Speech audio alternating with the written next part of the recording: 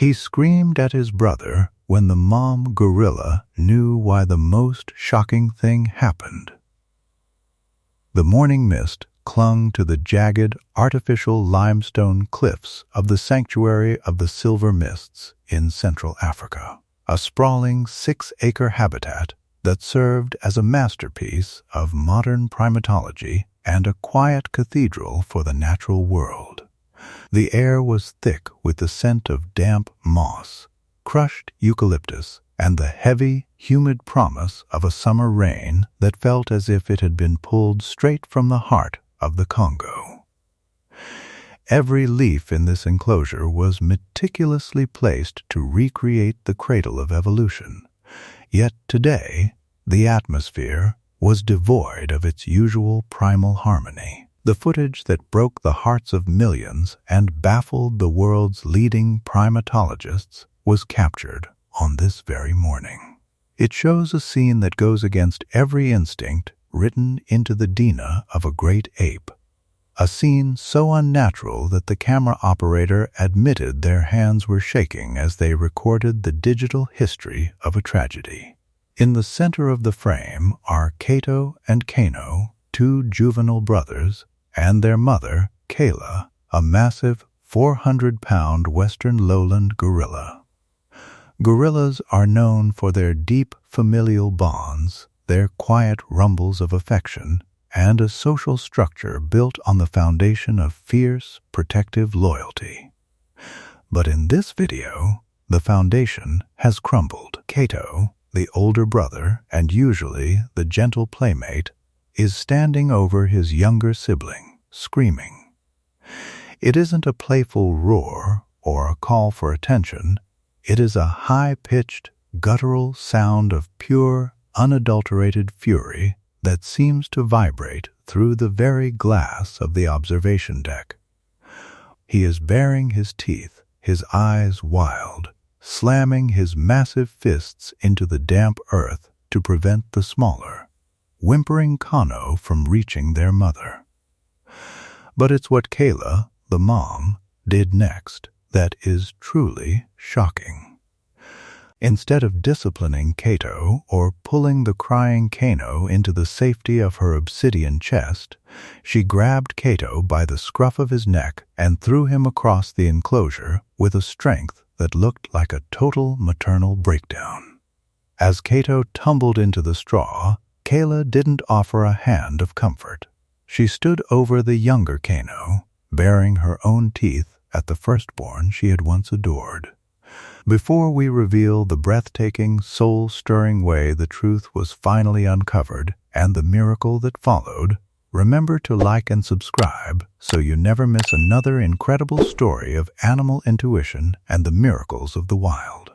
And please, let us know in the comments where you're watching from and what time it is there. We love connecting with our global family of animal protectors and hearing your stories of the bonds that transcend words.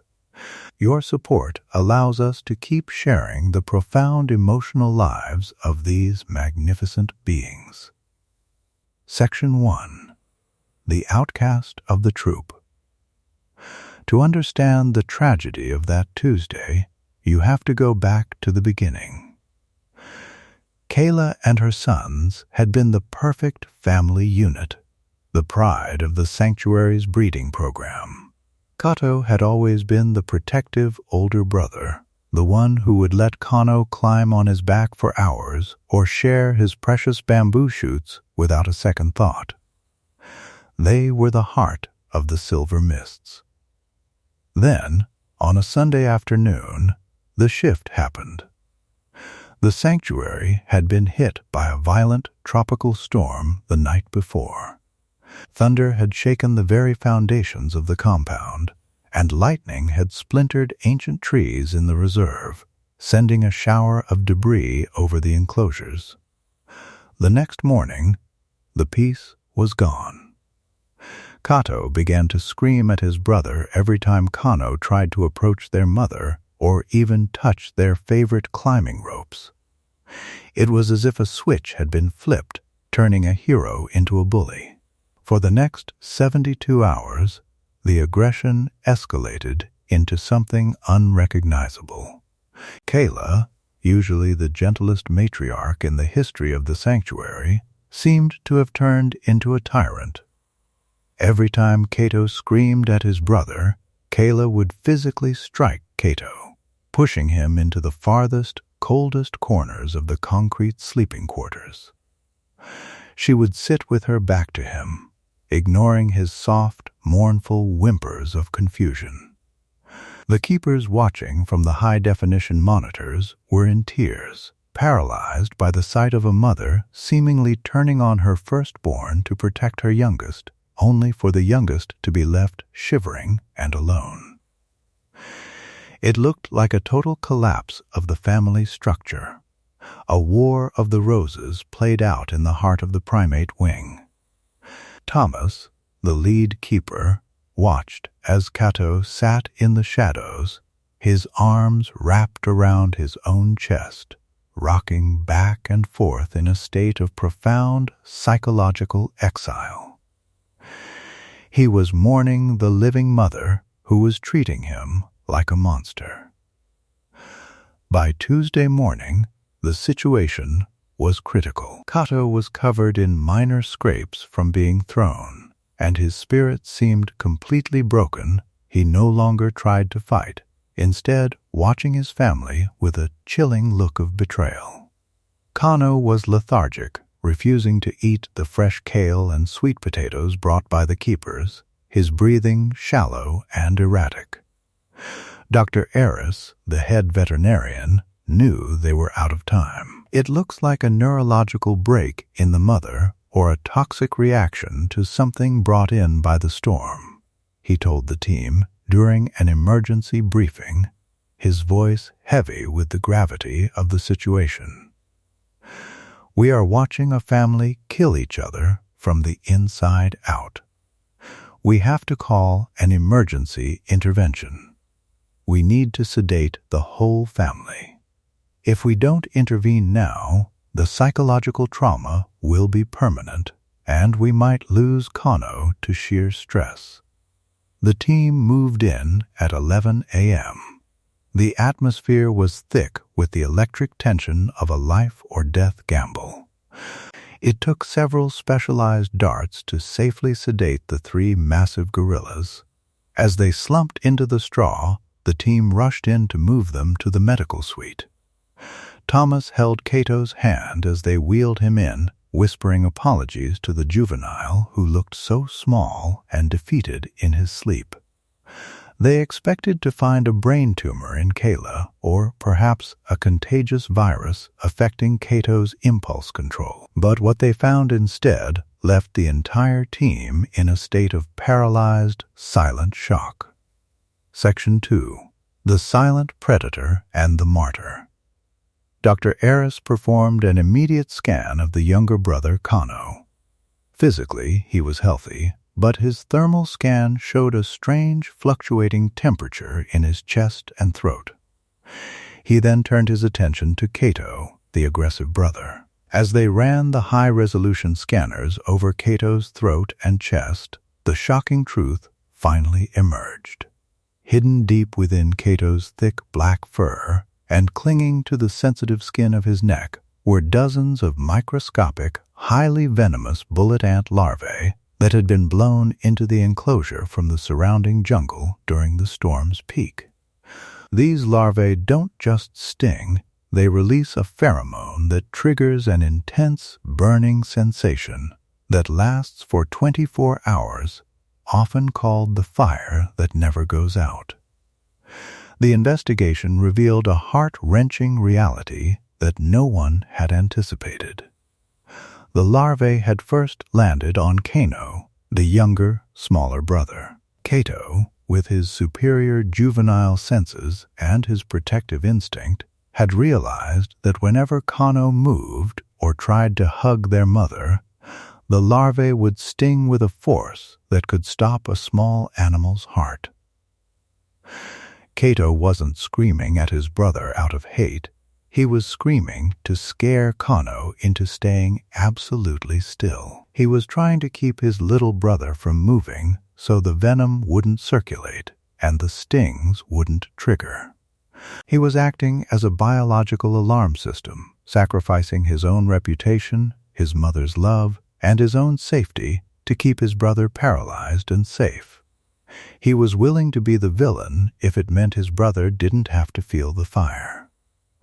But why did Kayla, the mother, throw Cato? As Dr. Eris examined Kayla's hands and chest, he found them covered in the same microscopic, blistering stings. Kayla had realized that Cato was covered in the larvae too. She wasn't throwing him out of anger, she was throwing him to shake the larvae off his fur and keep him away from the younger Keno who couldn't handle the load. She had realized that the more they touched, the more the fire spread.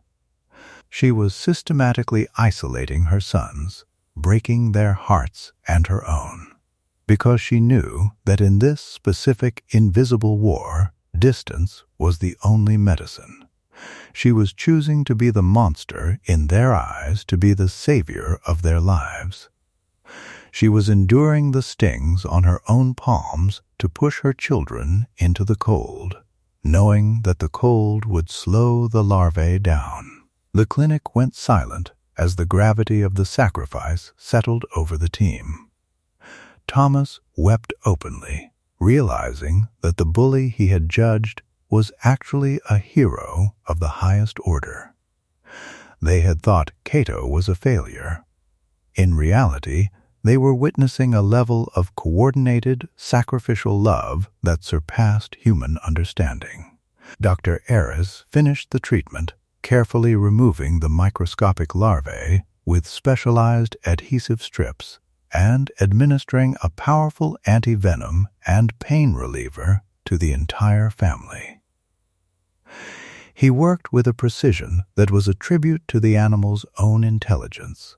The reunion was a moment that moved the millions who eventually saw the footage to uncontrollable tears. When Kayla was returned to the clearing, her fur now clean and her heart finally at peace, she didn't act with aggression.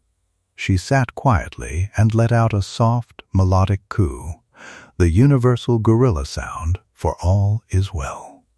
Cato, sensing the sting was gone and seeing the softness return to his mother's eyes, didn't scream. He didn't hesitate. He ran to his mother with a force that nearly knocked the 400-pound matriarch over. And then, in a moment that shattered every observer, he reached out and pulled his little brother Kano into the embrace with them. Kayla wrapped her massive, healing arms around both her sons, pulling them into her chest, and let out a long, shuddering sigh of relief that seemed to echo through the entire sanctuary. The bullet ant larvae are now part of the sanctuary's high-priority safety protocol, a reminder that in the wild, behaviors that look like violence or madness are often the most desperate, intelligent forms of protection. Cato recovered his status as the hero and future leader of the troop, and Kayla remains the regal, thinking heart of the Silver Mists. The three of them are often seen now, huddled together in the high branches, a family made whole again by a mother and a brother who were willing to be hated just to keep each other alive. They taught the world that love isn't always a hug. Sometimes, love is the strength to stand in the shadows and scream until the danger has passed. If Cato's incredible sacrifice and the hidden truth behind Kayla's shocking behavior touched your heart, please hit that like button and subscribe. Share this story with someone who needs to know that animals are capable of a love that goes far beyond instinct. And tell us in the comments, do you think animals have a way of sensing danger that humans are completely blind to? We would love to hear your experiences and your stories of the bonds that connect us all. Thank you for being part of our journey into the heart of the wild. We'll see you in the next story, where the wonders of nature continue to prove that love is the strongest force on Earth.